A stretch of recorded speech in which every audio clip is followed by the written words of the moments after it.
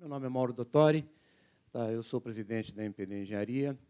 A minha empresa é uma empresa que atua como construtora e incorporadora, nasci em 82, eu nasci em 57, então acho que eu sou o mais jovem, apesar do Ivo e o Caio, viu?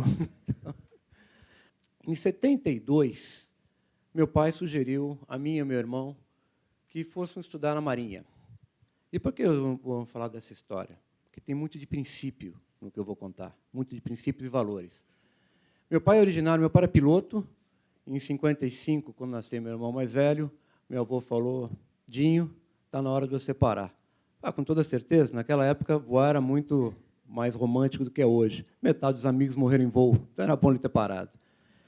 Aí ele abriu uma construtora junto com meu tio. Meu tio era formado pela Escola Nacional de Engenharia, hoje escola lá do Fundão, né, a Federal do Rio, e pegaram uma época muito boa do Brasil. Pegaram uma época do pós-revolução, pós-64, onde tudo se construía, de onde veio a infraestrutura, a principal infraestrutura brasileira.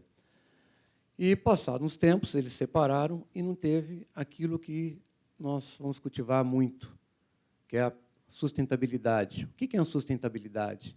Sustentabilidade é a capacidade de você colocar algo em pé por muito tempo. Então, para ser sustentável, aquilo também tem que ser durável. Não foi durável. E ele sugeriu que nós fôssemos para a Marinha. Lá foi muito bom.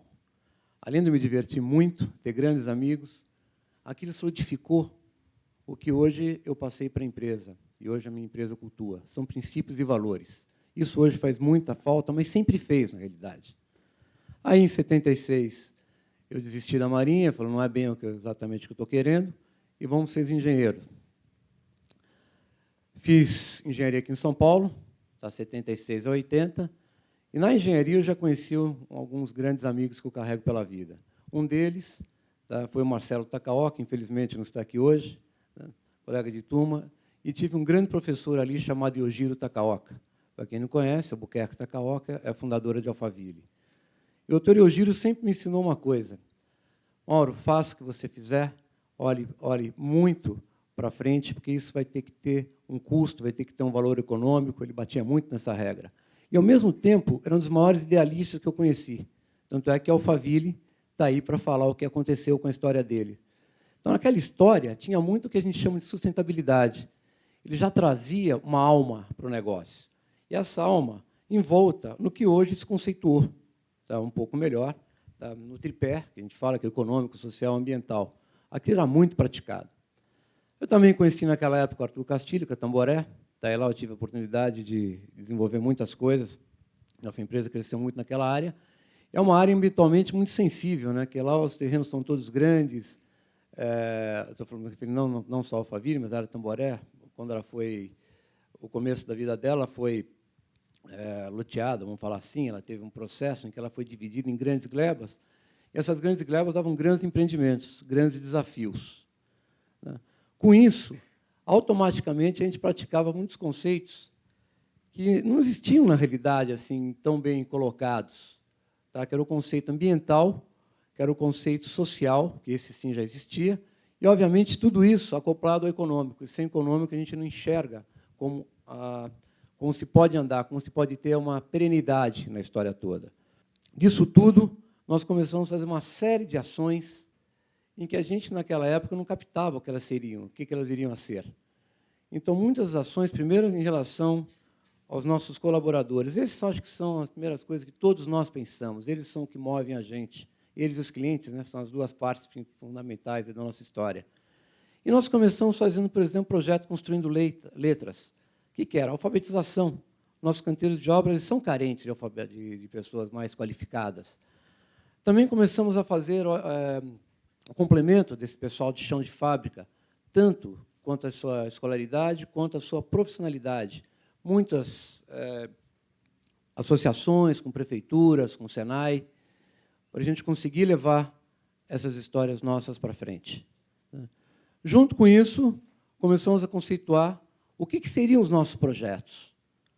Como esses projetos ficariam mais sustentáveis no sentido economicamente aceitos pelo público, né, e com menor uso de recursos, realmente.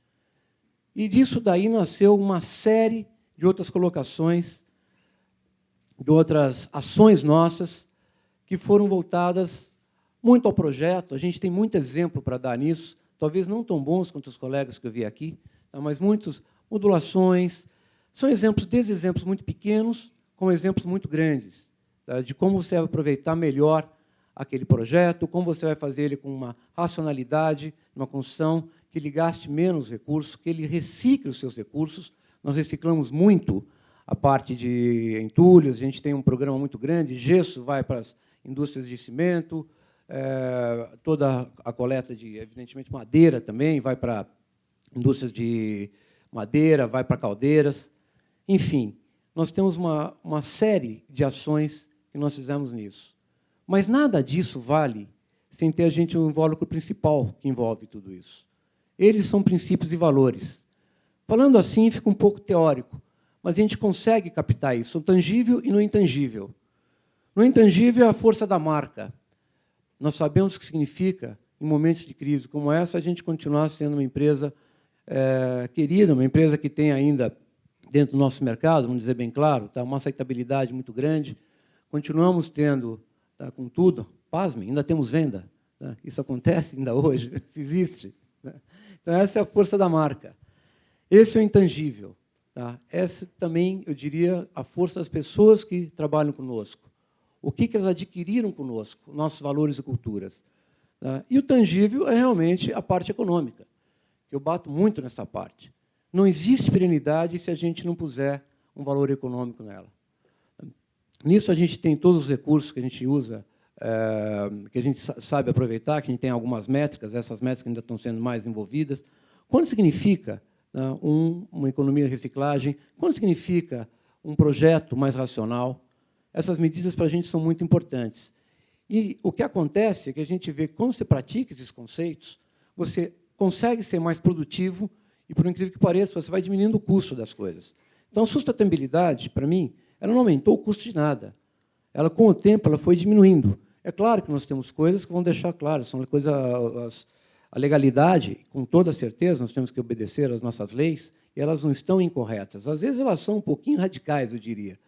Mas nós temos que atentar a elas. Isso também nos custa muito. Então, obedecer também tem um custo legal aí, que nós temos que tomar um pouquinho de cuidado com a história toda. Mas, muito mais que isso, são os princípios que nós estamos pondo aí. Quando nós fechamos tudo isso, e esse seria o meu recado às nossas lideranças, ponham princípios e ponham valores. Cerquem o que estão se fazendo com o que se chama de sustentabilidade. Essa plataforma é que vai levar o ideal, vai levar a sua empresa e vai levar todos, tá, a um futuro em que realmente a gente consiga ser mais brilhante. Eu tenho certeza que os nossos líderes que estão vendo vão ser muito melhores, que estão vindo, serão muito melhores que nós somos. Tenho certeza absoluta disso. Para eles serem muito melhores que nós somos, nós temos que fazer a primeira sementinha. Nós vamos ser aqueles divulgadores. Mas são vocês, líderes novos, a vocês eu dirijo esse recado, que vão fazer desse mundo, tá, uma coisa muito melhor. Muito mais que isso, vocês vão ter oportunidade de pegar as empresas que vocês vão formar, vão herdar, vão fazer de qualquer forma, e deixar elas muito mais polidas do que nós somos. Não tenham verniz verde, tenham valor em cima, pratiquem. Tenho muitos exemplos de sustentabilidade para dar, mas eu acho que isso ficaria um pouco maçante, acho que não seria tanto o recado que a gente tem a passar. O maior recado é: usem os seus valores, tá, e não esqueçam os seus princípios. Okay? Sou curto, sou grosso, e venho agradecer a todos. Muito obrigado.